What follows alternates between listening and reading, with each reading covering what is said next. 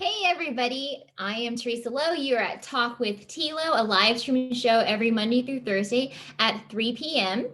We have really funny guests today. We have the comedian Erik Escobar and comedian Maxi Witrak. We're waiting for them to arrive into the Zoom room, so they will be here shortly. Just a general announcement, we are not going to be here tomorrow, Christmas Eve, because of the holiday and because no guests wanted to come on the holiday. So, they are here. Let's go ahead and say hello to Maxi. How are you doing? What's up? I'm good. You? Good. What is new with you? Other than wearing on my cart, doing a lot of, I just put a smoothie into my flower patch to encourage the flowers to grow. And something's popping up, but I'm not sure if it's flowers. So what, is that like a thing? Is that like putting a smoothie into dirt? Well, or I don't know. It's me not wanting to be wasteful when I'm already a very person. And I made a smoothie and I put so many goddamn good things into it that are good for me, but also I was like, blah, I don't want to drink this once I made it that good for me. So I was like, well, what should I do besides throw out the nice milk I just put it into this and all that? I thought, my unborn flowers could probably use the nourishment. And I put all those little nutrients. It looks like a big cow pie on my flowers, but it works.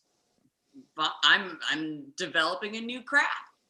That's good. Always, always learn new things. That's good. Erik, welcome to the show. Hello. Erik, what's with you?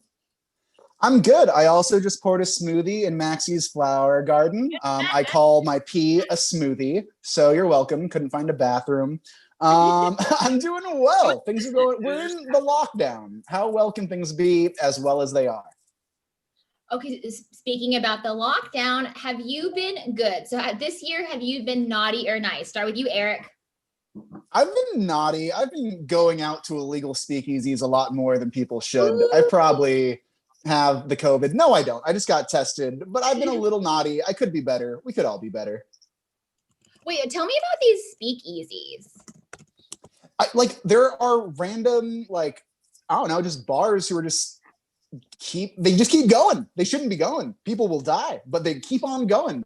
And I will go on in and order myself a nice well scotch and enjoy myself and hopefully not die. Wait, so they're actually bars that are open. That's cool. It's sort of cool. I feel guilty and very naughty every time I walk in one. You feel naughty. Well, okay, so let's go. So you are naughty. What about you, Maxi? Are you naughty or nice this year, and why? I think I've been naughty in the name of mental health. So that cancels out. Okay, so this guy that I've been seeing, this is my first time not trying to please a boyfriend in a way that compromises me and makes me full of rage within a week of trying to be the really good girlfriend. So every time I think of doing something nice for him that would be a good girlfriend move, I'm like, nope, don't do it. Poor fuck. Interesting. Wait, what's an example of that? If I'm stressing out over making him a nice dinner or something, and I'm like, fuck, he's coming over in 30 minutes, and I really need to finish this bit of writing or something, but making him dinner will compromise that, I'll pick me over the good girlfriend move because I don't want to make it for him and then resent him, because that's not fair to him, but it's also gonna leave me with more rage than it's worth. You know what? I like that though. I don't think that sounds bad. So I would put you on the good list because you are good to yourself, which I like that. I think that's really good because I used to do that too, where I would sacrifice too much for other people. And I was like, no one really is winning here because all the people I sacrifice for, I don't talk to anymore. So I was like, whatever. So I guess that was a very kind, beautiful example. I thought you were going to be like, oh, I'm not going to stab him today. You know what I mean? Thought it was going to be a lot more major. I wake up, I look through his eyes, and I'm like, you get to live. I love it. I every day I do this show, I ask people the naughty or nice question, and I think I waver. Today, I am feeling nice. Like today is my birthday. I am turning, or I did turn, I'm 36, which I'm like, oh, Whoa, happy birthday, T.LO. thank you. And it was funny because yesterday I was talking to my sister about this. I was like, oh, you know, I probably have a few years like to have kids, 5 years less. And my sister was like, you have 1 year at the most. Like, you know, you gotta hurry up. I was like, my sister, so she was naughty. That was a naughty thing of her to say, but also very honest. So she was being nice. So I don't know, every day, naughty or nice depends. Oh, and Mr. Imo is saying happy birthday. Thank you, Mr. Imo, for popping in. Wait, how can we make this more birthday? I'm all for party mode for you on this So show. you two are bringing the joy. And that is all I can ask for. Like I had a really good lunch today. Like me and the guy I'm seeing, we went and got sushi. And then like, it's funny though, is because you're not allowed to have outdoor dining, but yet there are benches that you can just sit on.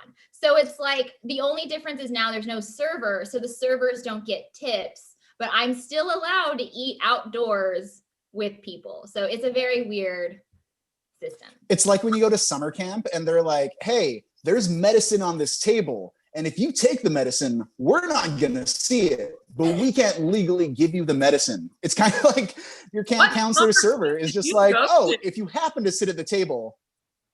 Exactly. So that's how I feel about outdoor dining right now. Segging that into the next game I want to play with you guys was about Christmas traditions.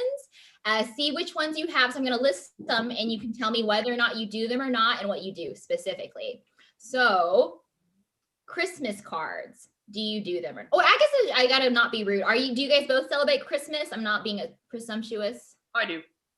Okay. Eric? I do. Yes. Okay. I was going to make a Hanukkah bit, but that would have been a long bit to have to hold on to for the next hour. So let's stick with Christmas. Yes. Okay. Not going to play that game today. Do you do Christmas cards? Yes or no? It depends. Yeah, it depends for me as well. Maxi, go for it. If I have the energy and if I can think of a really fucking funny card, then I'll do it. But if I'm like hating people that year, I feel like it defeats the purpose, so I just skip it. Mr. Mo is with you. Mr. Mo also says he does not do Christmas cards. What about you, Eric? I do Christmas cards in the worst corporate capitalist way possible, in that like the people I love, my cousins, my godson, my nephews, my nieces, no one's getting Christmas cards from me, but I do send Christmas cards to like clubs. Like I won't send it to those I love. I just send it to people who I'm begging for work for. So I actually just send their Christmas cards out. I feel like amongst the comedy community, it's so unexpected that it's the ultimate power move of like showing some humanity to your contacts. It's weird because I don't even know half these people. I'm just like, oh, saw your name on Facebook and here's your card, random comedy club in Minnesota. It's never like, hey, the people I love, you're getting something. It's always like the people who I barely know, who I'm just like begging work for. I would argue that falls under the family umbrella as well. Do that. No, that's actually really smart because if you think about it, a Christmas card is just a way to let people know you're around without being annoying. Like you're not asking for anything, but you're being like, hey, I thought of you, think of me. Like it's a clever way to do it. Like I get Christmas cards, but only corporate ones. No like real person sends me a Christmas card anymore. I used to get them from family and then they gave up because I never sent them back. And I didn't send them purely out of laziness because like I didn't want to spend all the money on stamps or even bother to get a card inside them. So, but then I ended up losing out because people stopped sending them to me, except for real estate agents and like old jobs that I don't work anymore, or dentists, stuff like that. Oh yeah. I think the move is though, you ask someone for their address so they think you're sending a card, and then they're like, oh fuck, and then they put you on they're like, oh, what's yours? And you send your address and you end up getting the cards. Teresa, by the way, I didn't send you a card because I thought you'd been inundated enough, but this is what I would have sent you. Remember that Ryan Gosling meme? Where it's like, hey girl, I'm also into feminists who are strong and have an intellectual viewpoint, like that kind of shit. Yes. Right? Ooh, I love that. Ooh, la la. Really cool picture. Oh, I guess another question though, since you have a cool card, right? Yeah. Why don't you just send it like an e-card?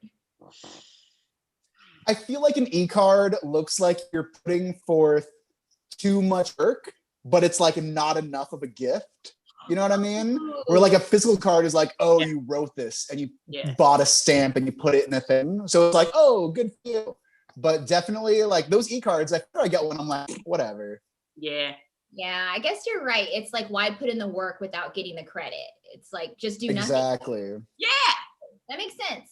Do you like, Teresa, do you like newsletter cards where they're basically an explosion of all about you to send to people? I don't like newsletters, and people add me to them, and I don't want to be. So like, to me, I was like, people's social media is their newsletter. Like, I actually like looking at social media posts, and I get news that way. But for some reason, when it's in an email blast, it annoys me. I don't know why. Maybe it's because my email, I actually have to do work, so I don't want it mixed. But I like looking at people's updates on social media. So it's like, I don't want the newsletter. Do you guys do newsletters, or what are your thoughts on newsletters? Go ahead, Eric. I wish I did a newsletter because I feel like over the past maybe like year, 2 years is right when I started like collecting emails for like a mailing list, but I haven't done jack shit with said emails. I'm just like, oh, they're there in a Word document. This is wonderful. This is great. Here's the thing. I don't know what I would put on a newsletter. Like maybe some upcoming shows, maybe some stuff, but I don't have like a glamorous fun life. It would be like, hey, here's Eric's newsletter. I had a bagel today. I ordered like regular, but they gave me a raw one.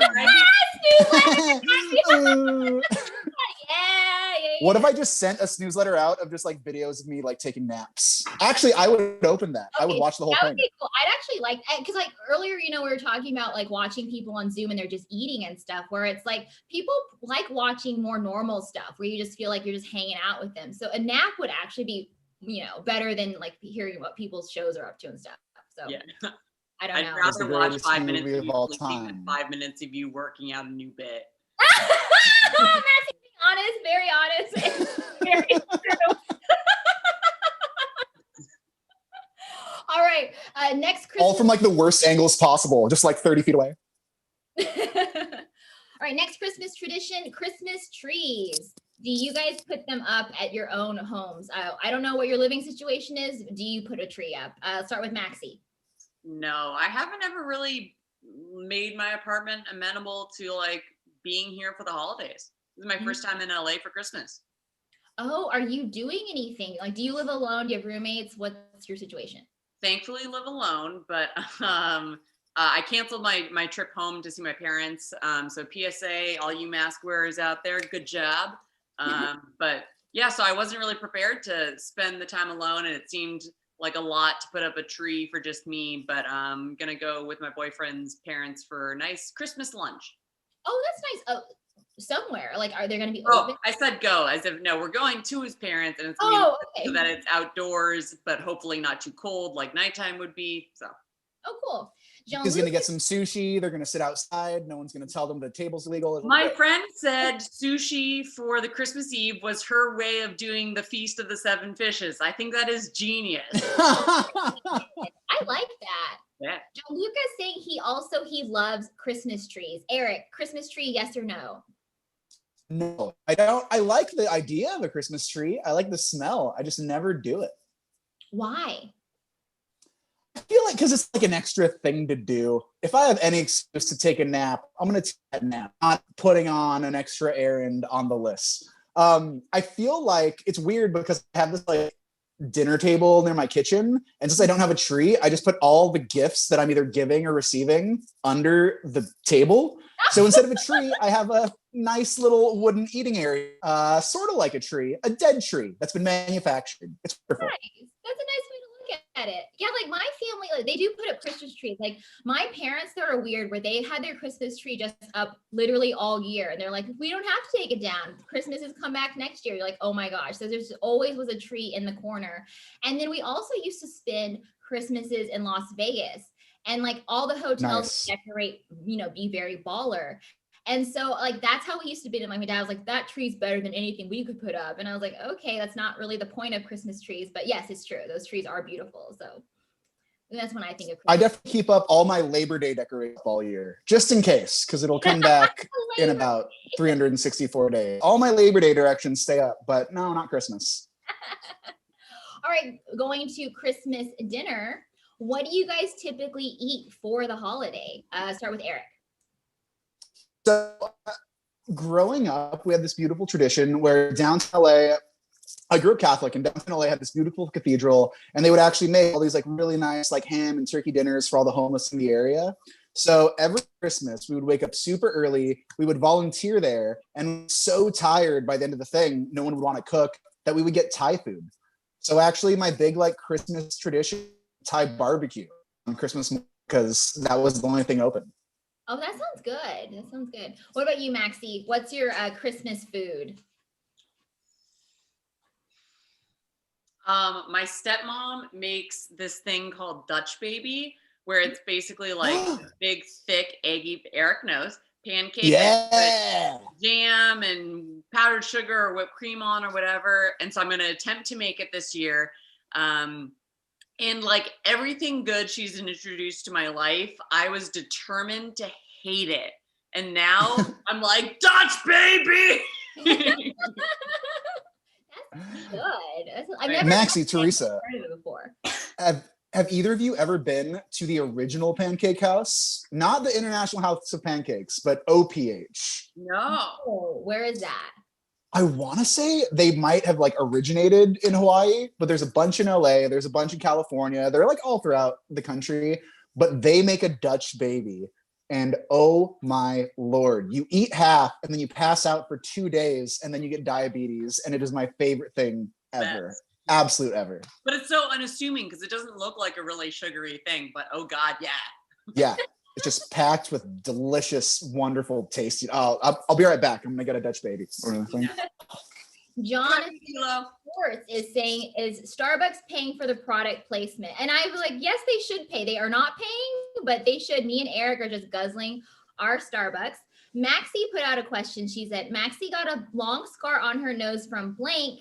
And Gianluca said, from building a gingerbread house. Is he correct or wrong? I mean, it seems like something I could tell my parents that they might believe. Maxi actually came into this episode with a coffee bean and tea leaf cup. So me and Teresa showed her what was up. We had to rough her up a little bit. This is a Starbucks show, all right? Like 2 out of 3, 2 out of 3. I actually, though, one of my favorite coffee places is 85 Degrees, and they were closed today. Oh, is that UCB? Huh? Is that the one near UCB right off the 101? No. Oh, no, that was like, I think there's a cafe, but then 85 Degrees is also a bakery that's a chain. But like they were closed today for some reason. And that was where I wanted to get my like birthday cake, and then they were not open. I don't know why I did. I don't know. It's not like it's a real cake, so I don't know why I did this. But like, yeah. What's your favorite birthday cake? I think like my favorite place is Porto's, but I didn't want to. Oh hell yeah! Away there, like too busy. But I do like 85 Degrees, and I like sometimes I like getting pie and stuff like that. But it's a mix. I like all desserts. I'm on your side. I'm definitely pro pie, not anti-cake. I'll eat it, but I'm definitely more of a pie over cake person. Where is your favorite place to get pie or cake? Maxi and Erik. Maxi first. Oh, if you're new to me, then Republic of Pie, look it up right now in Magnolia, because in the before days I lived there. Great, and also occasionally get free pie, but the best pie. Pie over cake any day. Ooh, what kind? Their apple pie is bitchin'. Ooh, okay. I'm gonna check it out. What about you, Erik? Man, all pie is a good pie. I love my pie. They're so wonderful. They're so great. When it comes to cake, though, any spot in like East LA, like any like super Latino Mexican spot that does like a good tres leches, your heart is mine. Any tres leches cake, gobble it up, put it in my mouth hole. And I also want to give a shout out to, do you guys have King's Hawaiian? They make little rolls. Yes, in Torrance. So they have a restaurant that has a rainbow cake in Torrance. And it's so good. It's like guava, passion fruit, pineapple, so delicious. So great. So it's almost as good as a Dutch baby. I guess my favorite type of cake back when I was a kid was funfetti, where you make it yourself. Yeah. And then I try to get it off of Amazon and they never have it. And I don't want to go to the store. Like right now I'm kind of like a little too scared to like go to the store. For sure. But like the stock of what's delivered is very low. It's like the choice level is not there. But I do like either chocolate, yellow, but funfetti is my fave. Nice. Are you gonna go out today and like treat yourself to a pie or a cake, or are you kind of like inside for the rest of the day? Maybe just blow out a candle in the closet. What are you gonna do? I did go to 85 degrees and they were closed. And so I was like, whatever. So we got our sushi and then just came home. But maybe like later we'll go maybe brave and go to Porto's. I don't know. Like don't. It's not worth it. Yeah, it's not worth it. I'm just like, whatever. I have ice cream here. I have some Ben and Get a Jerry's. McFlurry. Yeah. Get a McFlurry. Those are McFlurries are funny because they taste just like they're just regular ice cream because they barely do anything to it. Like the worker never cares that much to really mix it into a milkshake. It's just the ice cream whenever I get it. I feel like McFlurries used to be dope. They would load it up, they would put the straw in, it would like mix it all up. Now it's literally just like ice cream with like, here's your topping on top. Go have fun. Eat away, fatty. They just don't care. And I don't blame them for not caring, but at the same time, I'm like, this is triple the price of just an ice cream cone. And they less work.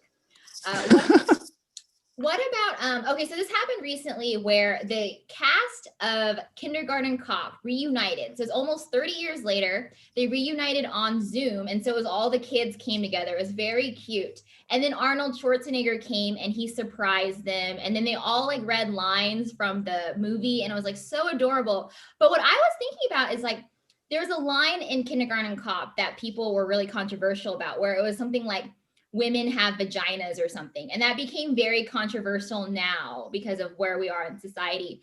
And I wanted to ask you guys, what's a throwback movie you have that probably would be canceled now? Song of the South.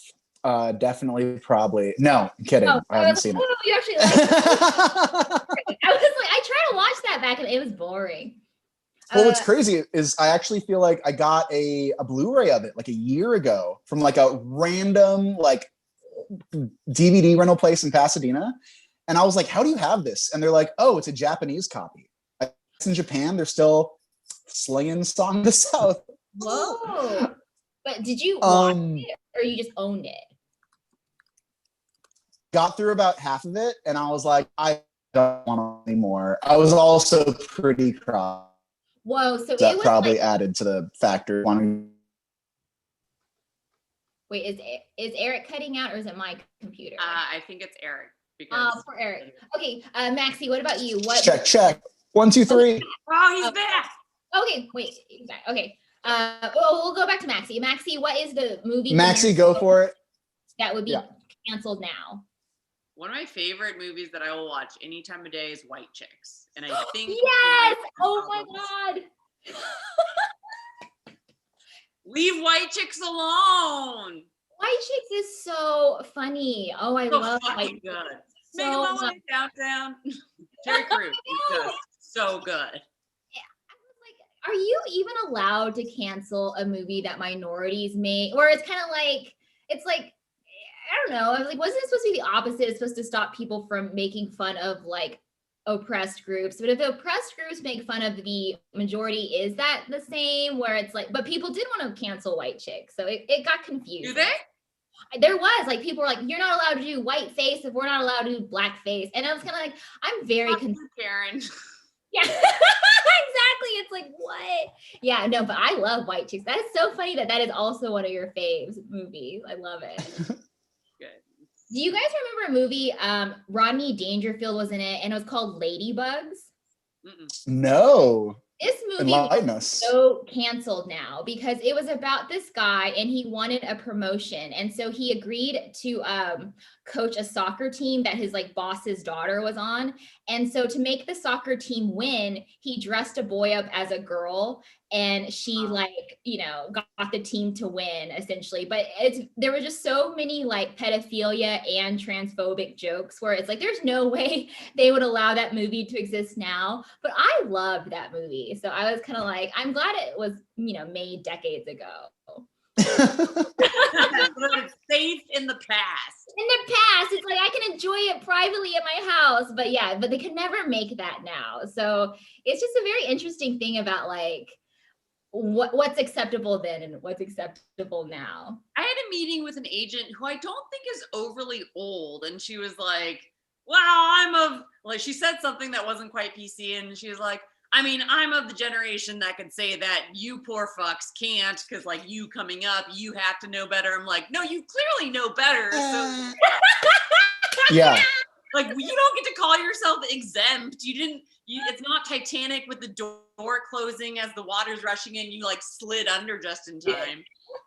Yeah, like what was what was their age to try to pretend that they was okay? She couldn't have been 50s. Oh, I'm almost like It's just younger these days. Yeah, 50s, they should still at least be aware. I mean, the fact that you're right, she was aware she's still not supposed to say it. So she is aware. Yeah. It's like, She was aware. She was just too ballsy.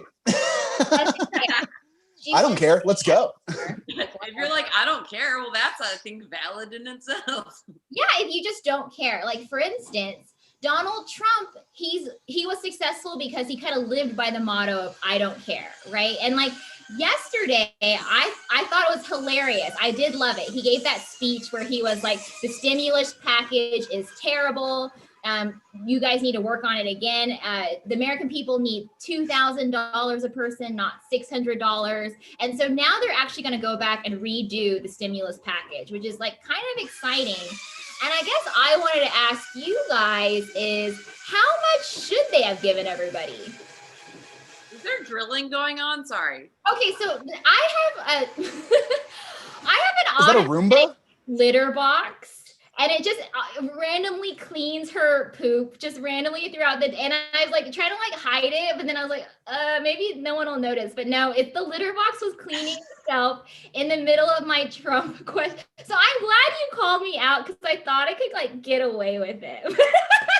I think the government should give everyone a self-cleaning electric litter box. Screw the 600, screw the money. If we all just got a self-cleaning litter box, I'd be totally fine with that. What about you, Maxi? Like, what's the amount that would have been perfect to you? Or what kind of plan would have been more satisfying? 2,000 a month is a pretty good nail on the head, but that's speaking as someone who doesn't have to take care of anyone else. And knock on wood, has no other problems to take care of in my life. Yeah. No, Maxi, I have your pregnancy results right here.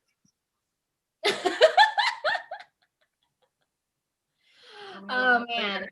But like, okay, was Trump kind of so some people were for Trump saying that, and some people are like, why did you say it now after the vote happened? So did you actually think it's cool that he made the announcement yesterday, or should he have done it earlier before they, already had voted?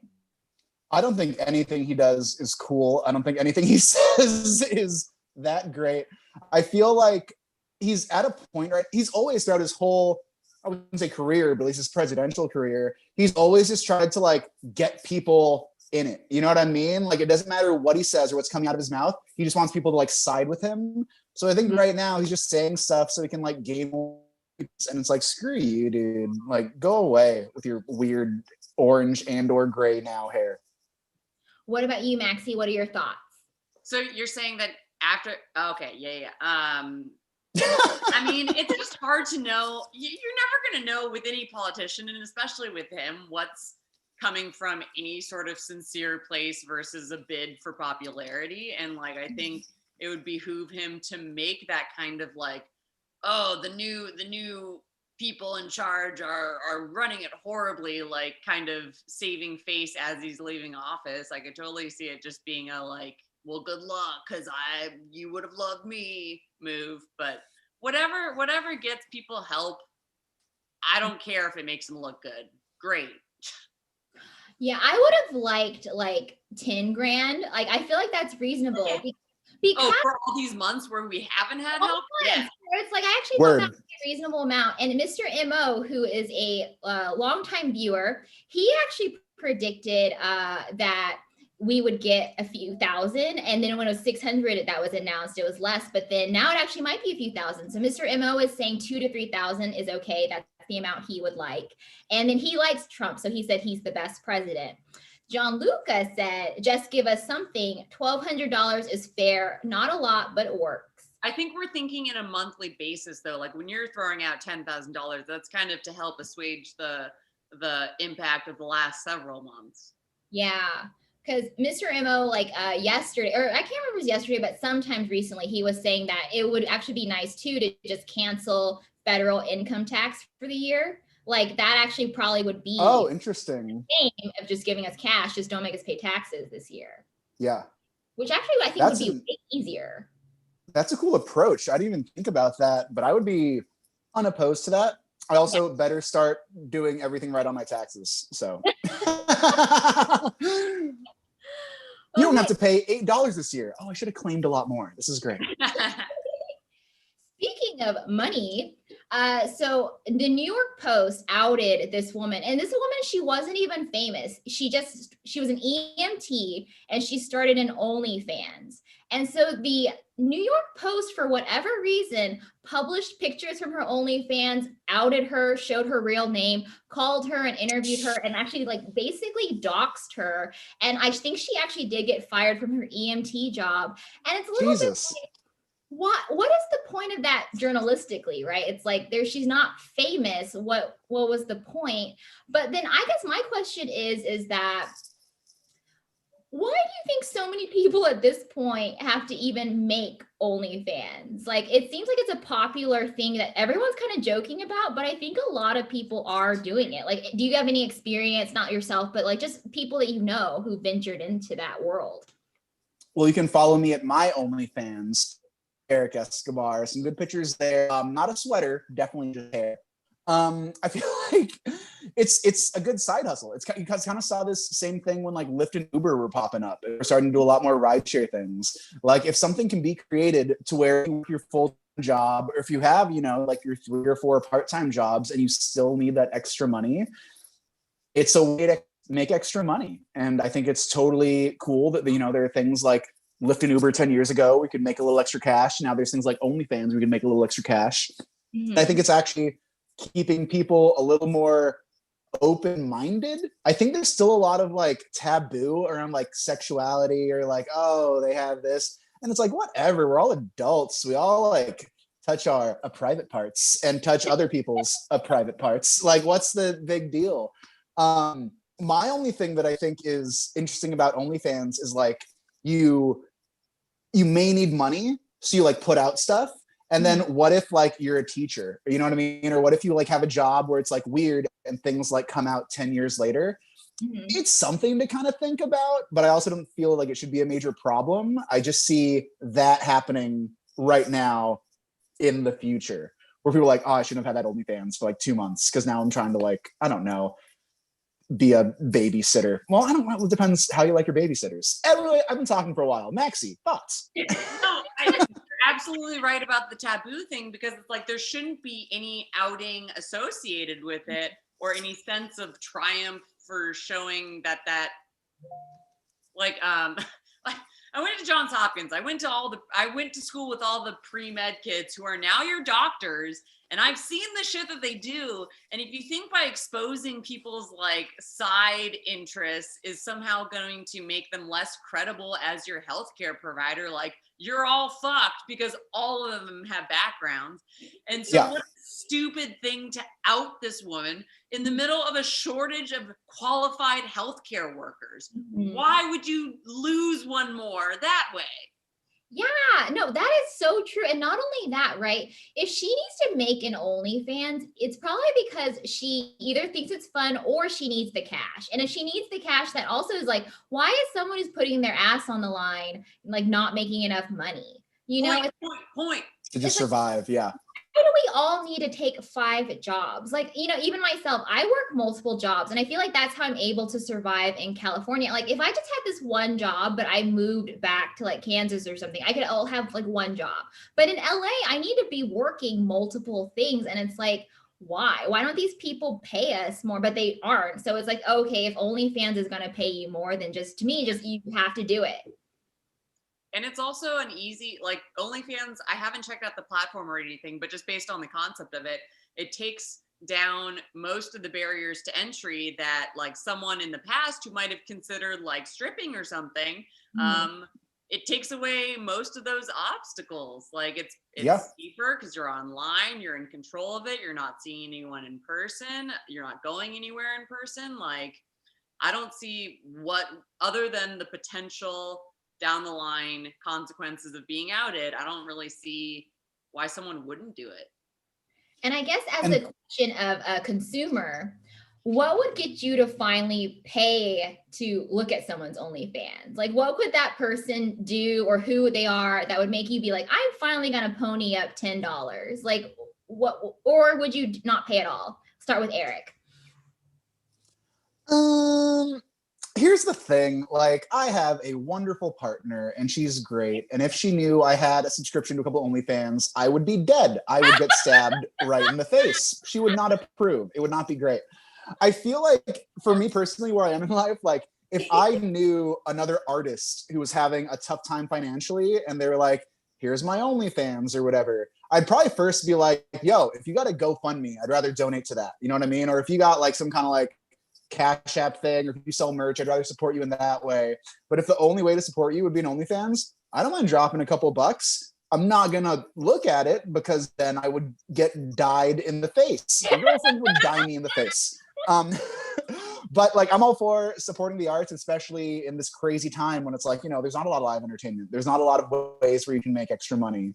So yeah, I do think it's really kind of going back to the journalism thing. Like, I feel like it's also so annoying with that situation because they're literally just trying to like get clicks. You know what I mean? They're literally just trying to have like a good headline, and you're ruining someone's life. And I don't think that's cool. So I'm hoping it kind of backfires on them and people see through that and they don't give so much hate to the other person. But if that other person ends up getting a lot more OnlyFans subscribers, hey, good for them. I'm all for that. Actually, sorry, go ahead. I think that they actually will get in trouble because in journalism, there is a thing called newsworthiness. And so just like outing people for no reason is not newsworthy. And so you actually can get trouble if she decides to sue. Like for instance, Hulk Hogan, the Gawker one time published a sex tape of Hulk Hogan, and they agreed it was newsworthy because he's a celebrity. But then Hulk Hogan won because they're just like, his personal sex life not hurting anyone is not news. And they actually, that's why Gawker shut down. And so it's like, yeah, if this woman wasn't doing anything, she's not famous, there's not really a reason to out her. So I do hope she sues. What about you, Maxi? What would get you to pay and actually subscribe to someone's OnlyFans? Probably the same lines as Erik, where, because I don't really feel a personal interest in it, so, or like getting anything out of it. But that is it's like a Spotify subscription. That's not a lot to pay for something that I think that's a genius idea for a service, honestly. Like it's a pretty low barrier to entry, like a small cost to pay if you're using it and getting something out of it. Like, I don't know. What I find, go for it, sorry. I was gonna say, I haven't paid yet for an OnlyFans, but there's been a few people that I wanted to. Like, I don't know if you're aware of, do you remember Aaron Carter from like— Yes. He has an OnlyFans, and there's pictures of penis and stuff, and you can, I think, pay him like extra to like take private pictures for you. And like, Jeez Louise. And like, I'm not even like find him attractive, and he wasn't even one of my favorite pop stars from back in the day, but I think it'd be so kitschy to be like, oh, I saw Aaron Carter's penis on OnlyFans. Like, I think it'd just be so funny. And then I think that there's some rappers, like I think Tyga, I think he has an OnlyFans, and I think he actually shows his penis. So I'm kind of, my Lord.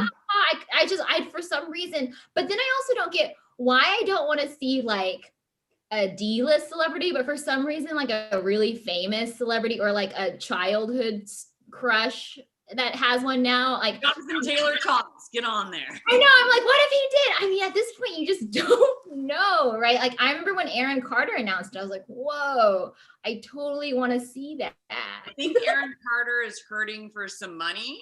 I saw that Backstreet Boys manager documentary, or the manager of Backstreet Boys and NSYNC, Lance Bass, made the documentary, but Aaron Carter has some cameos in it where he's giving little talking head interview, and he is not well, it seems. Oh, yeah. So I think I would find some sadness in that rather than like, oh, cool, he's consensually here. It's like, I think he needs money right now. Oh, that's true. But then I also am helping him by giving him the money. But I haven't ponied up yet because one reason also I wouldn't subscribe to OnlyFans is like they can see your name. It's not like it's like hidden enough where like they don't know who their subscribers. I don't want them to be like, ha ha ha, Teresa Lo. She's like, she watched me and then requested this. So I don't.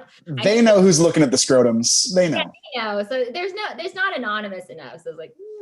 I feel like I'm kind of on your side where I think I would do an OnlyFans subscription almost like ironically. You know what I mean? Like if it's a hot girl, I'd be like, oh, I know you're very attractive. I don't need to see your boobies. But John Gosselin from John and Kate +8. Oh yeah, let's see those biceps, baby. You know what I mean? I would almost do it just to like be weird about it. Yeah, the weirder the person, I feel like the more I want to see. But then, yeah, it's like kind of a waste of money. But I'm like, I wasted more money on other junk. So I'm like, whatever. Like I bought a on your junk. Yeah, and on other junk. Yeah. I could see Al from Tool Time naked, or I could buy 2 gin and tonics. Let me just see Al naked. Let's go for it. All right, moving on to the next topic. Are you guys into the basically the Brexit of Meghan Markle and Prince Harry from the royal family? Do you guys care much about them? I think it's cool. I think it's great just because like, I don't know, like it's so punk. What about you, Maxi? What do you think about Meghan and Harry? I haven't really followed it. I think Harry's gonna wake up at some point and think like, shit, that was a horrible idea. Mm-hmm.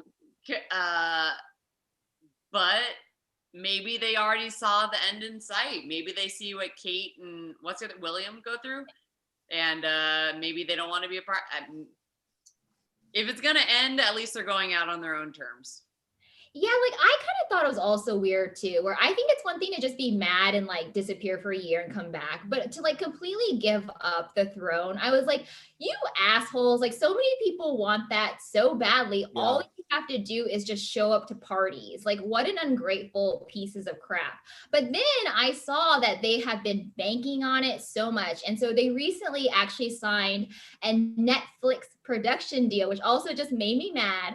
But their deal is worth $100 to $150 million to produce content for Netflix. And apparently the royal family is really scared that they're going to like make content about the royal family. Like out some of them. Yeah. My question to you guys is, do you care about any content from Meghan and Harry that is not royal related? No. I don't give a shit about them as people. Like I would be scared if I were the rest of the monarchy. Like I that's why it's like kind of vain of them to do, but man, they are not going to have any place with the rest of that family ever again. Like that's not just cutting off the monarch or the royalty side of it. That's like disassociating from his family. Yeah, like basically giving away the royal secrets, because other than that, it's like what you guys have said is that why would you watch anything else from them? Like that's all we care about from them. I think it's interesting though, because there's still a lot of mystery around the royal family. You know what I mean? Like, you know, kind of what's up, but like, I'm fascinated. It's like, what do we not know? And that might just be like the conspiracy theorist in me being like, oh, I bet there's like bodies in the basement. I don't know. There's probably not bodies. Stuff, right? Yeah. Exactly. Probably are bodies. But I just want to see like what's going on in there. Yeah, but if they tell us, I will watch all of that. But if they just give me some generic like teen show, I'm like, F them. They don't deserve this deal. The queen has 2 tea bags in her tea. And it's like, all right, that's not really the tea I was looking for. That's good for them. And I guess like adding more to that, would you ever sell out your family? And if so, for how much, Erik? Ooh, I don't think I'd ever sell out my family. I love them very much. They're great. They're wonderful. But I would definitely like to see some numbers and see what people want to know. Just because, you know, rent's coming up. Hey, guys. Oh, man. What about you, Maxi? I want to see if my family would fight to keep me, or if they'd be like, you're better off taking the deal. I I would totally sell out my family, but I actually think my family is kind of cool with us exposing our secrets because I talk about my family's secrets just for free. Like, for instance, I'll just share a story. Like, so I had a grandfather in Taiwan. He's passed away now, but when he died, his mistress popped up at the funeral. Everyone's like, who the fuck are you? Whoa. And not only was she It was like me. a mistress, but she had kids. So it's like, oh, he had a secret family, you know? So it's a little bit like, I have no problem sharing that story. Because I actually think it's kind of funny. I was like, oh, I have other family that I don't know, you know? My Here's the sister thing. sell out for $20. Nice, Rebecca. I feel like everyone who would be down to sell out their family, it's one of those things where it's like, you probably got a lot of stuff that you need to work out. So they probably, you know, like don't want you either. They're like, whatever. And it's also like, what's the number? Like for $20? No. For $24, hey, that's like 3 extra tacos. But that's the thing. It's like with the Meghan and Harry story, they're getting $150 million. Why So many would they not tacos. sell out their family? It's like, for that amount, you better be selling out your family. I would be so mad if I was Netflix and not getting the secrets. And my I would sister agree. said, all your secrets, T.Lo, $20. Sister is offering. Not have very good secrets. I was like, I guess I'm like, yeah, not very good. Boring. Newsletter. Teresa actually has to pay you for her to tell you her Yeah. secrets. It's a bringer show. She has to do a bringer show. It's Just please terrible. come. We'll tell you everything. Oh my God, let's talk about bringer shows for a second. Bringer shows, if you really do the math, they actually cost you like almost $200 or more to perform for 5 minutes. It seems Are like you a- saying yeah. you buy your guest tickets like I used to do? Oh, wait, okay, so let's talk about this. You when you used to do bringer shows, how many did they make you bring? Well, there's a show at the Comedy Store that used to make you bring 10. 10. And was the ticket $20? I think so. Probably. Plus Whoa, another $30 for 2 PBRs. dang. And then like, okay, so when you would do that, did your guests pay for their own drinks or did you buy their drinks? I guests paid for all their own stuff, but Okay. But you I bought just the to ticket. try to like encourage them to come and also ensure they would come. If it was a show I really wanted to be on and it was only a bringer and I wasn't doing any other bringer shows, then I would pay the tickets and let them pay their drinks and stuff. But I knew that them to pay the tickets plus the drinks would be a lot. So Yeah. yeah, Plus I would parking like even. for a bringer show. Did you find that it was worth it, or looking back you'd be like, oh, why'd I do that? Your thoughts? Still worth it. There were still- some that obviously weren't, but I'd rather invest in getting on a good stage or show than, yeah, it was worth it. Interesting. What about you, Eric? Did you ever do bringer shows, and how much did you lose? Yeah, I definitely did. I would say, because when you first start out in comedy, you don't know what the fuck you're doing. You're just like Googling like open mic here. And then a seedy guy comes to you and he's like, hey, if you have 10 people, I'll get you on my show. And you're like, all right, seedy guy, let's do it. Yeah.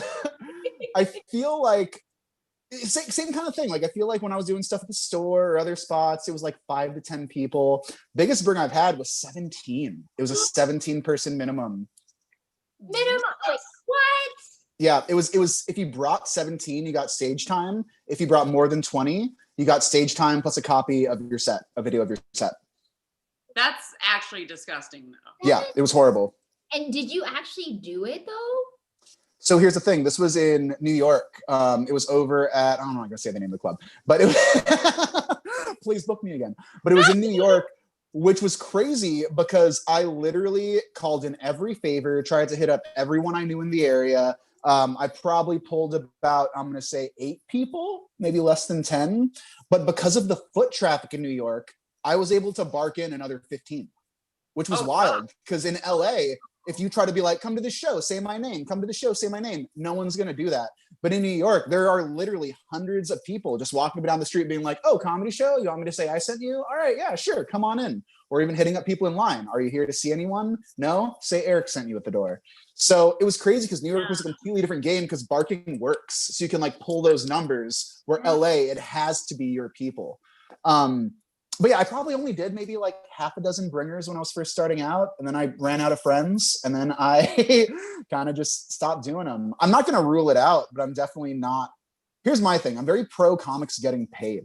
So it can be a bringer show. Like, I don't care if it's a 10-person, 20-person bringer. But at the end of the day, if everyone is getting like a fair paycheck or like a fair cut, and it's not just, the producer being like, I have $1,000, nothing for you, then, do your thing. As long as comics and artists are getting their worth in. Yeah. I don't do bringers because I just don't have enough friends. Like, I got invited to do a bringer at the Laugh Factory. It was Pretty Funny Women, and Pretty Funny Women at the Laugh Factory asked you to bring 12. And I was like, okay. Yeah. And not only that, it was 12 and it was on a Tuesday and the tickets were $20. And I was kind of like, I can't get 20 people to come out to Hollywood on a Tuesday for that amount. Yeah. And I was kind of like, I just can't, like, even if I wanted to, I was like, I just don't have enough friends. So I was like, also a great place to get to where you really actually can't make it happen and it's decided for you, because you do get to a point where you're just like, fuck this. Like, I can get stage time elsewhere. But like you said, Eric, when you're a beginner comic, you can't get stage time. You don't know. You do them and you do the work for the promoter or the producer of doing that. But then you get further along, you're like, I'd rather go to some open mics that night.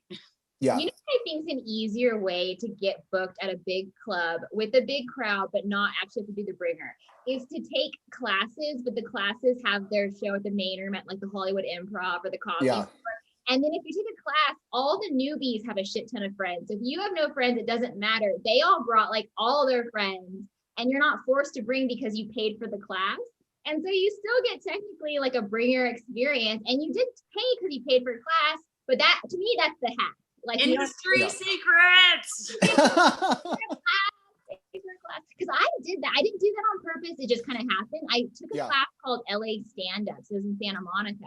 And the show was like a Sunday night show at the Hollywood Improv. And so like the show itself was like 2 classes. And so I think there was like 15 comics, and those 15 comics all brought a shit ton of people. I brought nobody, but they filled the room at the Hollywood Improv. So I got a fun picture. You're able to buy a tape. I performed for like hundreds of people. I was like, ha, hacking the system. So. I remember there was a club that I used to sort of be associated with out here in LA. And they would have these like auditions where like people would come in, audition or whatever. And I remember if it was your first time, they would put you up first. So you could like mark a little thing that said first timer. And producers would come in and take pictures of the list to book all of the first timers off it, because those were the people that could bring people. You know what I mean? Because if it's your first time, your friends aren't like burned out yet. So it was crazy because you would do these auditions, and then like a week later, you would see every single first timer from that show, like in a bar off like Hollywood Boulevard. And you'd be like, this is how you get like all your audiences in here. You're just booking off the first timer lists. And the first timers too, they're so enthusiastic and whatnot, and they do bring a lot of people, but yeah. Most of the time though, they do kind of ruin the show. Like, I feel like if you, like, this is the hard thing as a producer, if you want to have the best show, you might need more seasoned people, but the seasoned people won't bring people like personally, but the show will be better. So it's a little bit like, it's tough. It's 100%. Well, especially because I think, you know, if you're seasoned, you're kind of playing a different game. You know what I mean? You're working on your hour. You're trying to like put together something for a 5-minute late night spot or something, whatever. And I feel like it's weird because you see a lot of these bringer shows and they pack out audiences and they pack out the crowd, but everyone who's there, they've only been doing it for 3 months. Because only people who can like bring out people are the new people who haven't burned out their friends yet. So it's like literally comic after comic after comic after comic who they're not bad. I'm not speaking to their character or like their talent. They're just new. So you just have everyone new because those are the only people who can like get out the folks. Exactly. Yeah. It's so funny when people have no friends. Cause I'm like the same way. I'm like, I have no friends. So we only have 5 minutes left. So I just wanted to play a little game with you guys of never have I ever.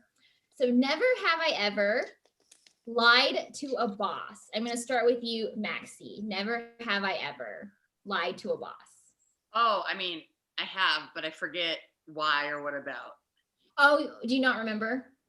I know that I have. Mm-hmm. Go to Eric. Okay, we'll go to Erik. We'll come back to you. Never have I ever, Erik. And what was the story if you did? Similar to Maxi, I know I've lied to a boss. I lie all the time. Lying happens in regular life. So I definitely have lied to a boss. About what? I'm not sure, but it's certainly happened. I was trying to think about the never have I. So I used to lie to my dad. He used to be my boss when I used to work at the restaurant, and I never wanted to work. So I'd always say I was sick. I'm like, I'm sick. He's like, you're sick every Saturday. I was like, oh, I'm sick. But then it was interesting though, as an adult, I actually don't lie to bosses, but if I'm unhappy, I just quit. Like I'm kind of actually notorious for this. Like I don't give 2 weeks notice. I just quit. So that's my fault. What about you, Maxi? Do you remember a lie that you told? Yeah, because you're right. Like in the same lines, all of my bosses, I've liked most of my bosses, and so I never like. I really don't want to have to hide anything or be sketchy. But one, I do remember I was new to LA, and I was running late constantly because I was commuting from the Valley to Santa Monica, and I don't know why the fuck I thought this was a good idea, but I had seen someone on my street get their car booted at some point, you know, around the tire. And so I was super late, and I made up that I was on my way, but I was late because the neighbor across the street had booted my car incorrectly, like called to have it booted, and they hated me parking where I do. And so they did it, and I had to like find someone to take it off and deal with that. And she followed up with like a perfect knowledge of LA, like Booting. parking restrictions, like tow services. And I'm like, oh, I'm in over my head. This is when Maxi used to work at AAA. So she was like, oh, let me call them. I'll make sure we can hook that up, make it fine. You're like, no, I just was on the 405. What about you, Erik? Do you remember a lie that you've told to a boss? Oh God. I feel like, here's the thing. As comics, the audience is our box. And my whole set is mostly lies, mostly untrue things about myself. I worked at Disneyland. I remember I used to work at Disneyland, and I would like sell churros and popcorn. I was in outdoor vending, and we had to like count everything that we had. So we had to make sure basically like when we came back with a certain amount of money and we like saw everything, they were like, oh, you're over this amount, you're under this amount. And I would never count my things. I would just be like, oh yeah, I'm over 20, I'm good. Or, oh, broke even, just great. And I would constantly just like lie about like counting and taking inventory. And eventually I think they caught on, and they're like, do you know how to do this? And I was like, no, I've never done it. And you're like, it's 3 months in the job. What are you doing? And then I left. Do you know how to do this? Oh, that's amazing. Okay, so we only have a few minutes left. So one more never have I ever before we go. Never have I ever fought in public. We'll start with you, Erik. Never have I ever fought in public. I've never been in a fight. I've never thrown down. I've been yelled at and ran away crying a lot, but I've never been in a physical fight. But I used to be a professional wrestler. So for a few months I was doing wrestling. That's not like a fight in public, but it was definitely in public doing fake fighting. So half yes, half no, putting down half a finger. Okay. Did you ask if I've been in a fight in public or a physical fight? Just in general, fight in public, whatever that means to you. Oh boy, I I feel like there's a story coming on. Very drunk one night, and a guy that I was hooking up with was going to meet me, and then we were going to go back to his place. I was drunk. He was not. It was after a wrap party for my thesis film at New York Film Academy. And in Studio City, there's like an underpass, and that was our halfway point from I was coming from the Fox and Hound. And yeah, where we met up, we had already like been Fox and kind Hound. of on the rocks. Don't know if you could tell by the lead up that we were already, you know, not exactly wildly in love, but yeah, I yelled at him super hard about like wanting to be with me, or I don't even remember the details, but I definitely had that drunk tearing up coming on where I'm not actually crying, but it sounds like you're in your own scene from The Notebook, and in your head rain is coming down and it's super dramatic, and you're like, hear me, but to the outside world it just sounds crazy.